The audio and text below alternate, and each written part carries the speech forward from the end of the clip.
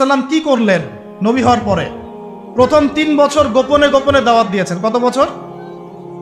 23 বছরের জীবন। নববী জীবন কত বছরের? প্রথম 13 বছর মক্কায়, পরের 10 বছর মদিনায়। এই মক্কার 10 বছরের প্রথম 3 বছর তিনি গোপনে দাওয়াত দিয়েছেন।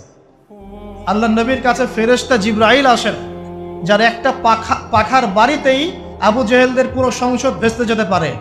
তাহলে আল্লাহ নবীকে কেন গোপনে দাওয়াত দিতে হয়? এটাই সুন্নাহ, এটাই হিকমা, এটাই হচ্ছে উসওয়াতুল হাসানা। আল্লাহ পাক নবী সাল্লাল্লাহু আলাইহি ওয়াসাল্লামের মাধ্যমে যা যা ঘটিয়েছেন, এটা আমাদের শিক্ষার জন্য। কাদের জন্য? এবং স্বয়ং নবী সাল্লাল্লাহু আলাইহি ওয়াসাল্লাম যে ত্যাগ, তিতিক্ষা, কষ্ট সহ্য করেছেন দিনের পথে, এটা তার জন্য নয়, আমাদের জন্য। আল্লাহ নবী সাল্লাল্লাহু আলাইহি ওয়াসাল্লাম তো মাকামে মাহমুদে যাবেন, তার আগেও কোনো গুনাহ নাই, পরেও কোনো গুনাহ নাই। এত কষ্ট তিনি কেন স্বীকার করলেন বলেন? আমাদের জন্য, আমাদের জন্য। এটা আপনি বুঝবেন, একটা এক্সাম্পল দিয়ে বুঝবেন। একটা পরিবার একজন কর্তা আছেন, চাকরি বাকরি করেন, ব্যবসা করেন, তারপরে পরিবারের চাপ ফেস করেন, পরিবারের পরিবেশ ভালো থাকে না, কষ্ট সহ্য করেন। জিজ্ঞাসা করে দেখবেন তাকে, আপনি এত কষ্ট কেন করছেন? বলবে, আমি সন্তানের জন্য করছি। কিসের জন্যে? সন্তানের জন্য। এখান থেকে একটু বুঝে নেন, নবী সাল্লাল্লাহু আলাইহি ওয়াসাল্লামের এই পুরো শ্রম, ত্যাগ, তিতিক্ষা মূলত কাদের জন্য? উম্মতের জন্য। তো প্রথম 3 বছর গোপনে দাওয়াত দিয়েছেন। ওই 3 বছরে আবু বকর, উসমান, তারপরে সাদ বিন আবি ওয়াক্কাস, তালহা রাদিয়াল্লাহু আনহু, আব্দুল্লাহ বিন জুবাইর বিন আওয়াম, এইরকম বড় বড় সাহাবীরা ইসলাম কবুল করেছে প্রথম 3 বছর। 4th থেকে 10ম প্রকাশ্যে দাওয়াত দেওয়া শুরু করেছেন। যখনই প্রকাশ্যে দাওয়াতি কাজ শুরু করেছেন, তখনই অবর্ণনীয় নির্যাতন নেমে এসেছে। আমি বলেছি, তাকে প্রায় 15 বার হত্যা করার চেষ্টা করা হয়েছে। মানুষ তাকে প্রায় 15-16টা গালি দিয়েছে, যার আগেও কোনো গুনাহ নাই, পরেও কোনো গুনাহ নাই। বেলাল রাদিয়াল্লাহু আনহুর নির্যাতনের ঘটনা আপনারা জানেন। রৌদ্রের মধ্যে শুইয়ে দেওয়া হয়েছে, পিঠের মধ্যে চাবুক মারা হয়েছে, আর তিনি বলেছেন শুধু আহাদুল আহাদ, যিনি এক তিনি এক। আল্লাহ পাকের কাছে এত পছন্দ হয়েছে শব্দটা, আল্লাহ পাক নিজের ডেফিনেশন দিয়েছেন, আল্লাহ কে? কুল হু আল্লাহু আহাদ, বলুন আল্লাহ হচ্ছেন আহাদ। যেই বেলাল রাদিয়াল্লাহু আনহুকে মক্কায় নির্যাতন করা হয়েছিল, তাকে আল্লাহ পাক এমন সম্মান দিয়েছেন, কয়েক বছর পরে তিনি কাবা ঘরের ছাদে উঠে আজান দিয়েছেন। মুসআব বিন উমাইর এমন পারফিউম ব্যবহার করেন, যে পারফিউমের দাম এখন মনে হয় কোটি টাকার মতো হবে। সব ছেড়ে দিয়েছেন এই দিনের জন্যে।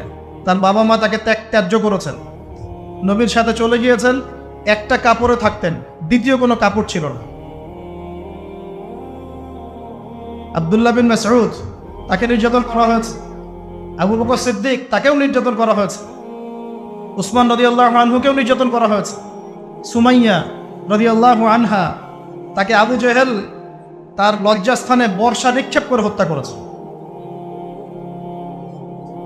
তার স্বামী ইয়াসির, তাকেও নির্যাতন করে হত্যা করা হয়েছে। তার সন্তান আম্মার, তাকেও নির্যাতন করে সহ্য করা হয়েছে, নির্যাতন করে টর্চার করা হয়েছে। এটা কোথাকার কথা বলছি? মক্কার কথা বলছে। এখন এই অবস্থায় হক আর বাতিলের কনফ্লিক্ট চলতে থাকলো। নবী সাল্লাল্লাহু আলাইহি ওয়াসাল্লাম বললেন যে, তোমরা হাবাসাতে হিজরত করো। কোন জায়গায়? কোন জায়গা বলেন? হাবাসা কোন জায়গায় এখন? Ethiopia, Eritrea. এখনকার ইথিওপিয়া, ইরিত্রিয়াকে হাবাসা বলে। নবীজি বলেছিলেন, সেখানে একজন রাজা আছেন যার নাম নাজাশী, তার রাজ্যে কেউ জুলুমের শিকার হয় না। সাহাবীরা সেখানে হিজরত করলেন, এবং সেই বাদশা ভালো ছিল। তায়েফে 3 জন বড় বড় গোত্র নেতা ছিল। একজনের নাম ছিল আব্দে ইয়ালাই, একজনের নাম ছিল আব্দে মাসউদ, আরেকজন ছিল হাবিব বিন আমর। তিনি এই আশায় গিয়েছিলেন যে, মক্কাবাসী যেহেতু ইসলাম কবুল করছে না, তায়েফবাসী যদি ইসলামের পক্ষে চলে আসে, তাহলে একটা পলিটিক্যাল সাপোর্ট পাওয়া যাবে। তায়েফবাসী ইসলাম তো কবুল করলোই না, বরং অবর্ণনীয় নির্যাতন করেছে। আল্লাহ নবী সাল্লাল্লাহু আলাইহি ওয়াসাল্লামের রক্ত দিয়ে জুতা পর্যন্ত আটকে গিয়েছিল। আমাদের নবীকে এভাবে মানুষ নির্যাতন করেছে, আমাদের নবীকে, তারপরেও তিনি তাদের বিরুদ্ধে বদদোয়া করেন নাই, বরং তাদের পক্ষে দোয়া করেছেন। এবার তিনি মক্কায় ফিরে এসেছেন।